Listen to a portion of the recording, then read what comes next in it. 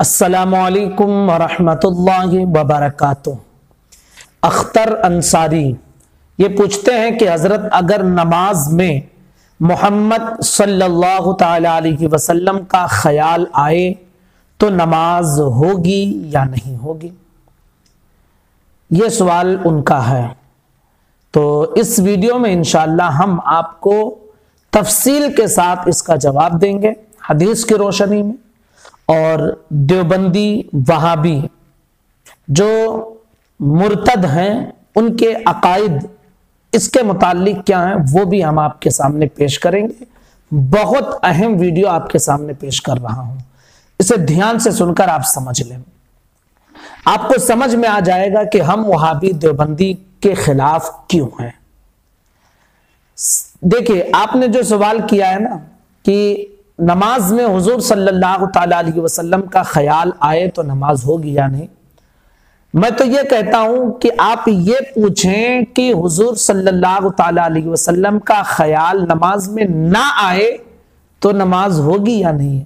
ये इश्क वाले बंदों का सवाल ये होता है। बहरहाल आपने जो सवाल पूछा है, अब उसके जवाब की तरफ हम चलते हैं।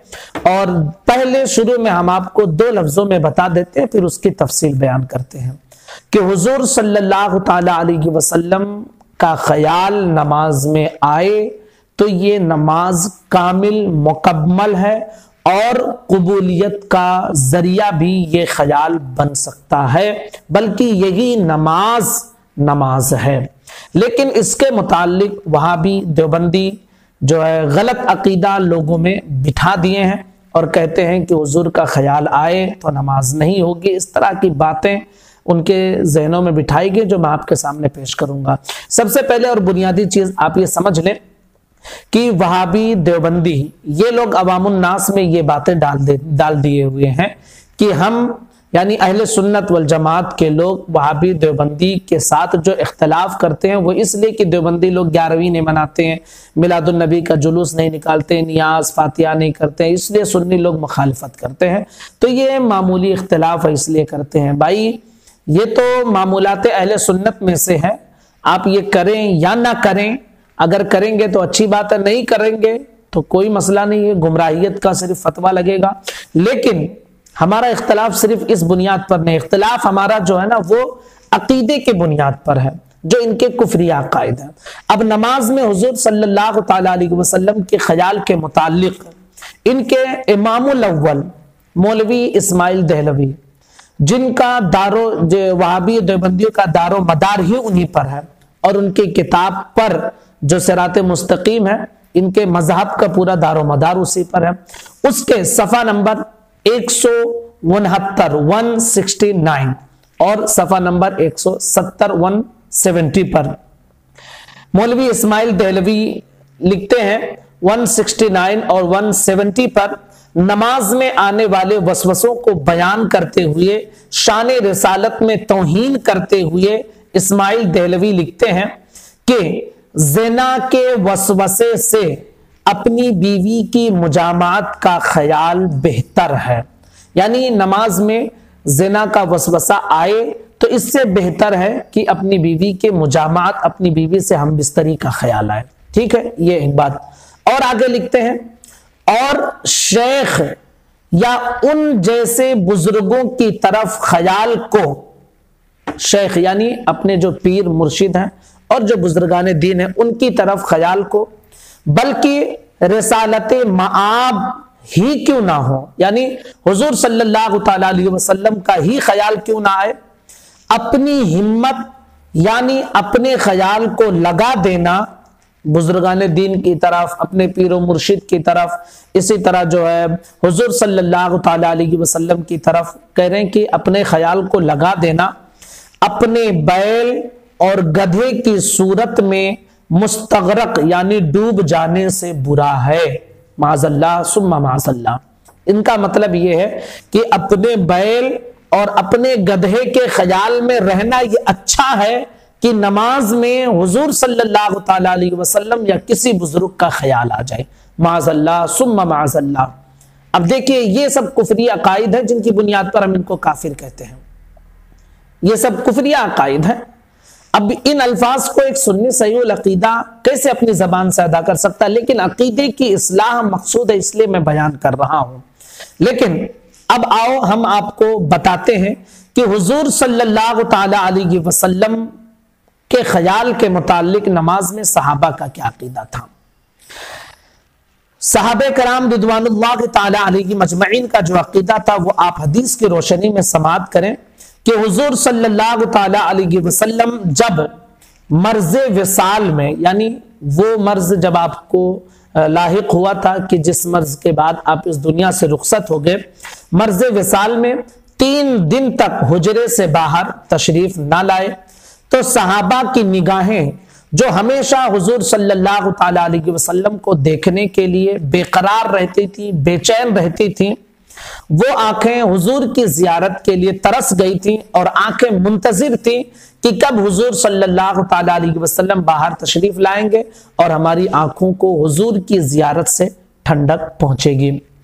फिर आखिरकार वो लम्हा आया जो हजरत अनस रदियल्लाहु ताला अन्हु से मरवी है कि अय्यामे विसाल में जब नमाज की इमामत के लिए फराइज हजरत अबू बकर रदियल्लाहु ताला अन्हु संभाल रहे थे, पीर के रोज तमाम सहाबा उनकी इक्तिदा में बाजमाअत नमाज अदा कर रहे थे और आपको यानी हुजूर सल्लल्लाहु ताला अलैहि वसल्लम को जब कुछ इफाका यानी सेहत की तंदुरुस्ती महसूस हुई, आगे जो रिवायत के अल्फाज हैं वो ये हैं, फकशफन नबिय्यु सतरल हुजरती यंजुरु इलैना व हुवा काइमुन कअन्न वजहहु वरक़तु मुसहफिन सुम्मा तबस्समा।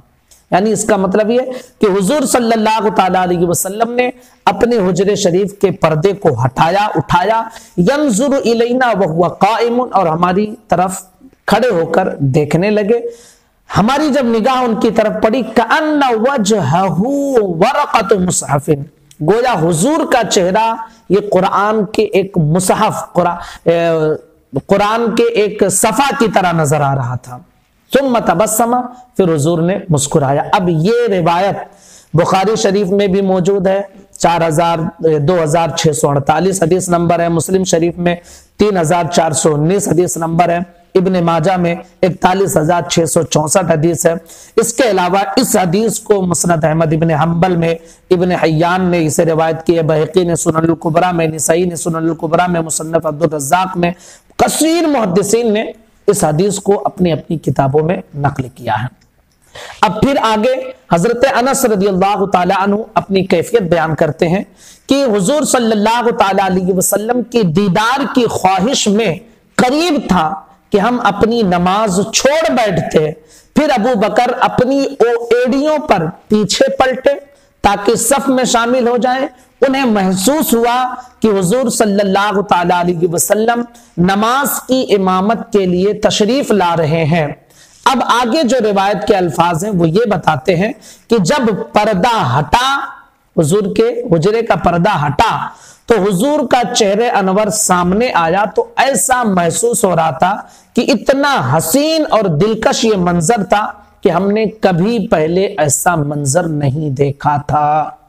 अब ये साहबे किराम का अकीदा, हुजूर अपने हुजरे में है, साहबा नमाज अदा कर रहे हैं, चेहरा मुस्तफा का देख रहे हैं और हुजूर मना भी नहीं कर रहे हैं, हुजूर मना भी नहीं कर रहे हैं।